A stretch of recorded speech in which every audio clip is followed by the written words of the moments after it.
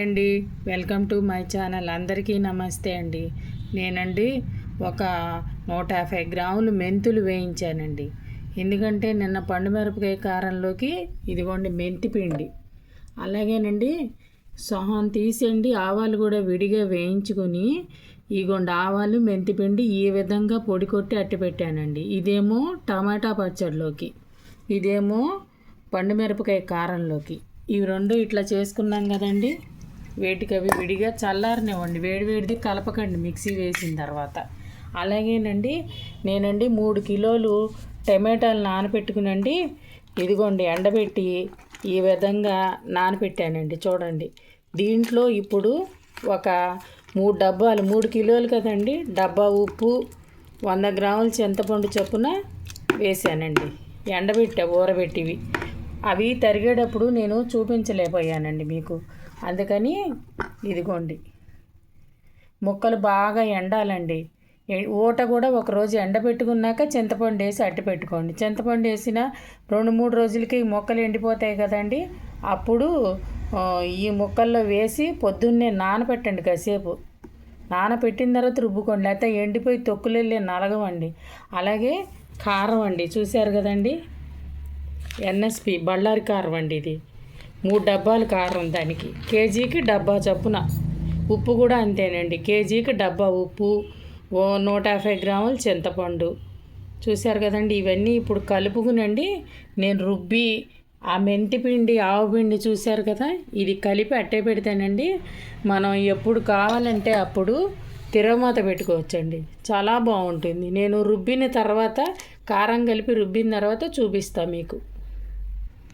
ఇదిగోండి కారం ఈ ఊటలోనే కలుపుకోవాలండి.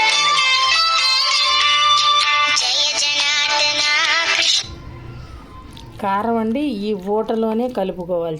ఇలా కలుపుకుని రుబ్బుకుంటేనండి జిగురు వచ్చి పచ్చడి చాలా బాగుంటుంది.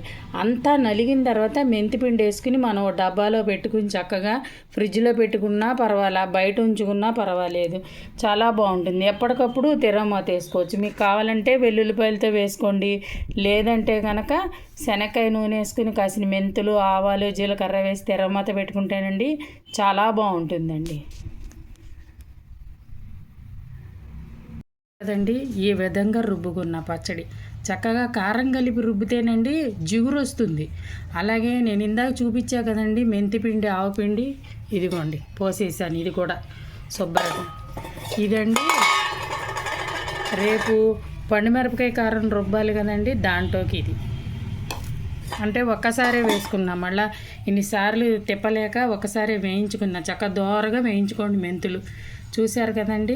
నేను ప్రస్తుతం ఈ డబ్బాలో పెట్టాను, తర్వాత జాడీలో పెట్టి వాసన కట్టి పెడతానండి. ఎప్పుడు కావాలంటే మనం అప్పుడు తిరగమాత పెట్టుకున్నాం అనుకోండి, కమ్మగా ఉంటుంది. చక్కగా ఈ సొద్దింగు వేసి పెట్టుకోవాలండి తిరగమాత, అప్పుడు చాలా టేస్ట్గా ఉంటుంది. బళ్ళారి కారం ఎందుకు వేసానంటేనండి పిల్లలు కూడా తినగలుగుతారు, లేకపోతే తినలేరు, కారంగా ఉంటుంది కదండి.